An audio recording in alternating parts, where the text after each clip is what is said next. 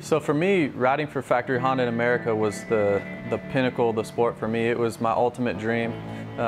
You know, obviously growing up watching McGrath and RJ and Bale and all those guys riding for Factory Honda, that was, to me, that was the very top of the sport.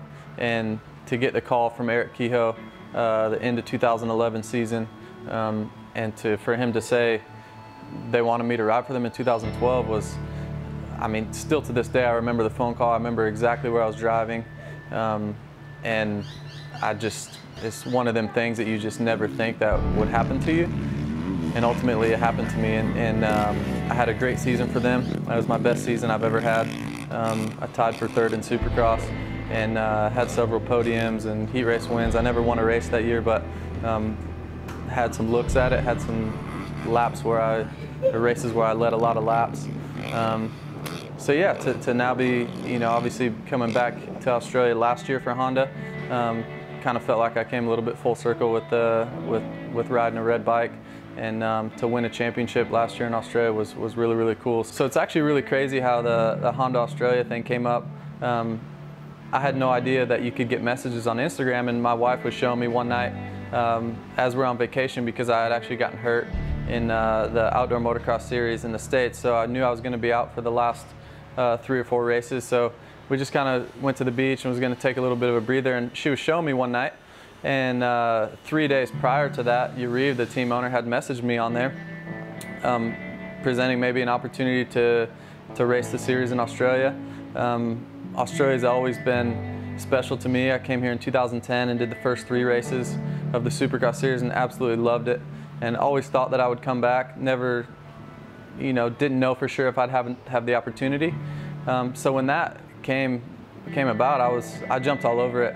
I made a call to American Honda to see if they could potentially help out a little bit, and the pieces of the puzzle just completely fell together. It was like it was meant to be.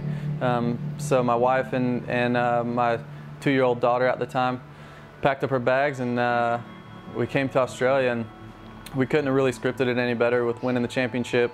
We just had so much fun hanging out, you know, outside of the racing side. Australia is just a beautiful place to be. The beaches and the small cafes, you just get such a cool vibe here. So, you know, fast forwarding into this year, I really wanted to put it in the plans again to come back.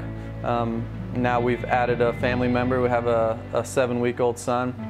It's a little bit more challenging to travel, but that's how special it is for me to come back. I think it's really cool for Honda and I to run the #1 plate. Yeah, it's just been a great experience, and we're continue to build on those experiences, and I know we'll look back one day and really cherish these moments and really just try and live in the moment. I know in my past you try to just speed up life almost with what's next and what's better and how can I get better and how can I do better next weekend than I did last weekend. And so life you know, it can get rolling pretty fast, and you look back, and for me, I'm 33 years old, and I look back on my 10 or 11-year career, and it's went so fast. So now I just kind of want to just enjoy it more. Kind of slow down time a little bit, and you know, obviously with the family, things can get going and be pretty hectic, but just really want to enjoy our time together, and also try and win races and try and win another championship. So really love my time in Australia last year, and hopefully build on it again this year.